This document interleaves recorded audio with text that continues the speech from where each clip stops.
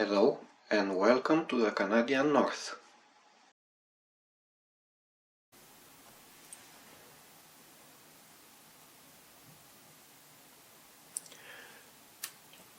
Okay, we arrived at step 7, which is not a complex one. In step 7 we have to install this long piece here, somewhat like this. It's called H10. We have to install 2 of these firefighting reels that we did, if you remember, in step 1F. These ones. They will have to be painted anyway before installing, but their time has come. And then we have 6 of these E10. 1, 2, 3, 4. There are other 4 on the other sprue. They also will have to be painted and installed. And this pretty much completes the step 7. This step 7 will be one of the shortest one. Well, hopefully, if I don't get into another anti-Russian or pro-Russian rant.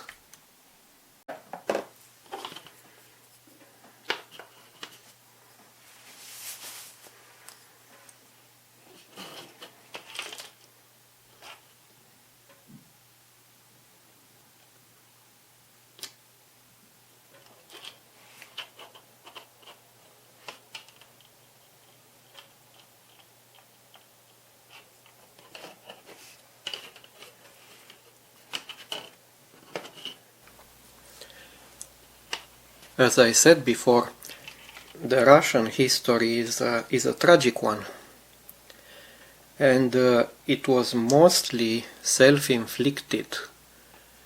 These tragic events, these sufferings, these unfortunate things that happened in Russia during many centuries, they were mostly self-inflicted. But the fact they were self-inflicted doesn't make them less tragic.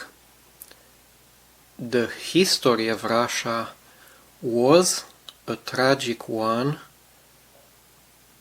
was a history of lot of suffering for the Russian people. It is the same in the present,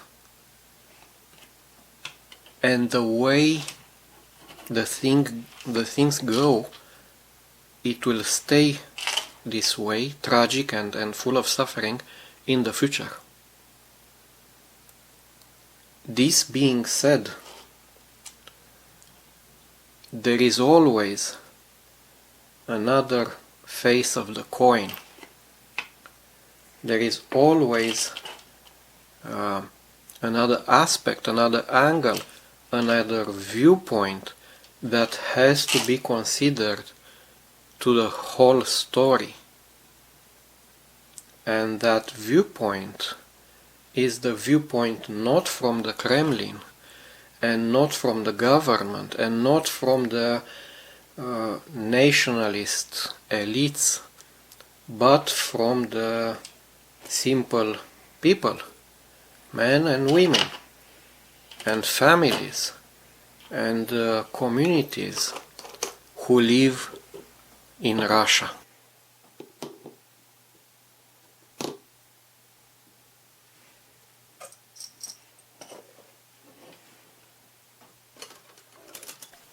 I spend lately quite a lot of time watching these YouTube videos that offer a unique opportunity, a unique window into the Russian common people, normal people lives, into their daily lives, into their hobbies, into their preoccupations. One big family of these videos.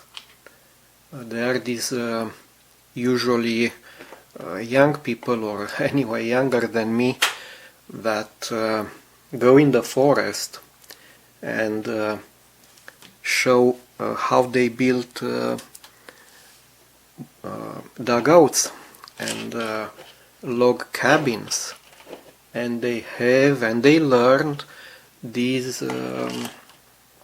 bushcraft skills, how to survive for 1 day or for 3 days in the Siberian taiga, in the Siberian forest, how to enjoy the summer, how to confront the winter, being cold and dark, how to make fire.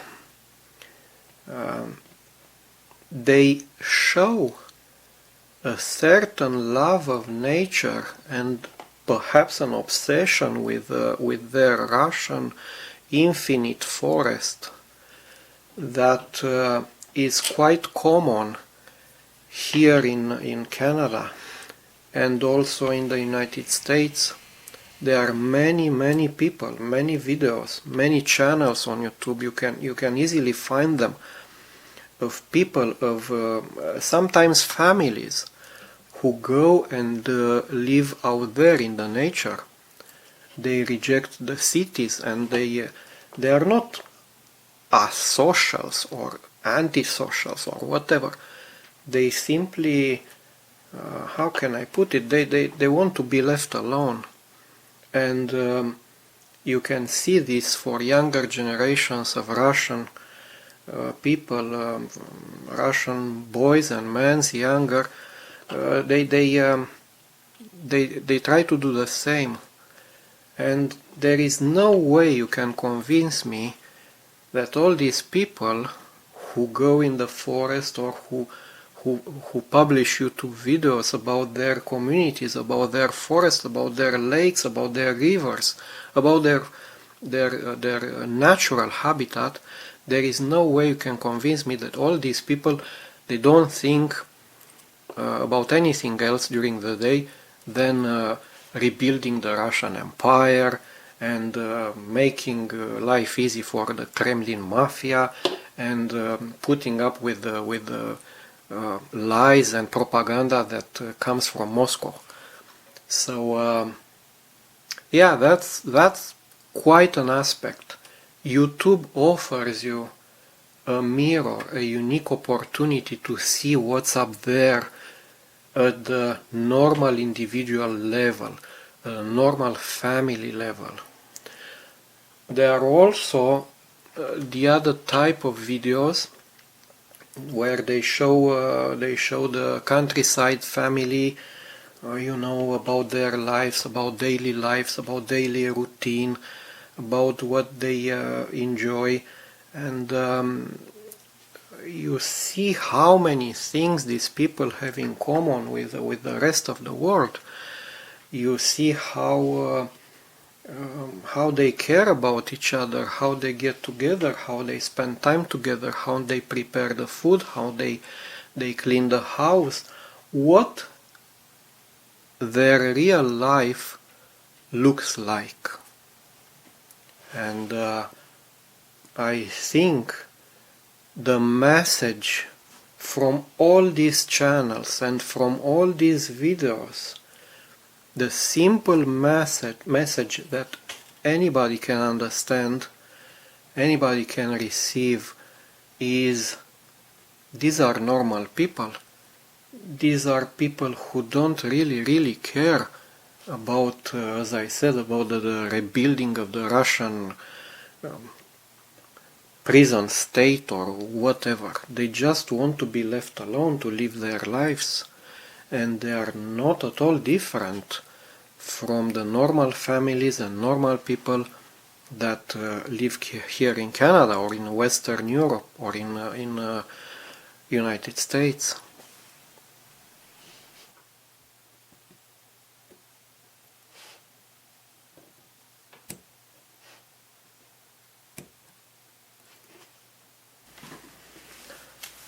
Then you have the national idea. Every normal state, every normal nation was built around a national idea. It was built within a core geographical territory by a core people and with some core beliefs and ideas. These all together form what we call today the national idea.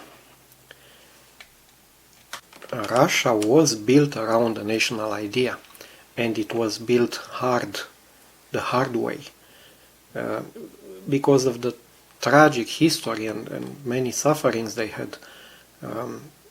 Very often their livelihoods and their well-being and wellness and wealth, they got destroyed very often. There were these waves of history that passed through Russia, and they brought suffering for themselves and for their neighbors also. In Russia, national idea was always intermingled or mixed up rather with the imperial idea, because the Russians built or had an empire before having a nation. So on one side, Russia tries today very hard to reinforce and reaffirm their national idea. On the other side, the Western world pushes a worldview that opposes national ideas. Western elites, in majority leftist or far leftist, deny the national ideas. They do their best or their worst to push the national idea away from any intellectual or political debate. In the Western world, the national idea is pretty much taboo, is being banned, and we are supposed to build a multicultural paradise, melting pot of many ex-nations, a diversity, equity, inclusion, value-based society, and so on. Of course, you cannot pretty much have the European Union if the national idea survives too long, because that union is a melting pot, is a new empire where the individual nations are supposed to stop being independent, basically. And the Western elites, they want to build a low energy, low conflict society, and none of these things work for today's Russia. The Russians, they believe in their national idea, they have these national ideals, and very often, unfortunately, they enter in conflict with their neighbors because of this. Of course, the national idea cannot be used as a justification or excuse or atoning for the sins of destroying another country. Everybody saw how the Russians behave in Ukraine with all the destruction of the cities and the countryside and the infrastructure, and taking hostages and raping and killing right and left. National idea has nothing to do with this. But you cannot ignore the national idea. And while there is no justification for this, this is also an explanation for what happens.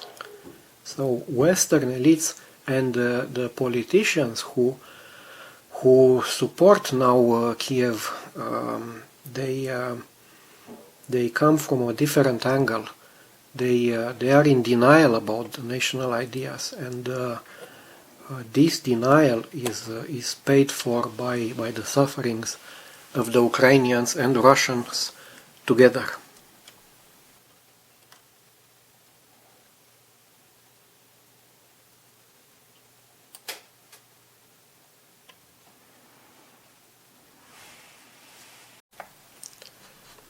The Russians, they deal a lot in deception. The Western elites and politicians, they started from a while back to deal in self-deception by denying the reality, by denying the existence of national ideas, by denying the ethos of the Russian history. The Western world, the Western politician elites, the leftist movements, they facilitated, they built up the context within which the Russian aggression took place. I cannot excuse the Russians, and the Russians are 100% the aggressors here, but there are some explanation for what happens, and the Western world is no strange from these explanations.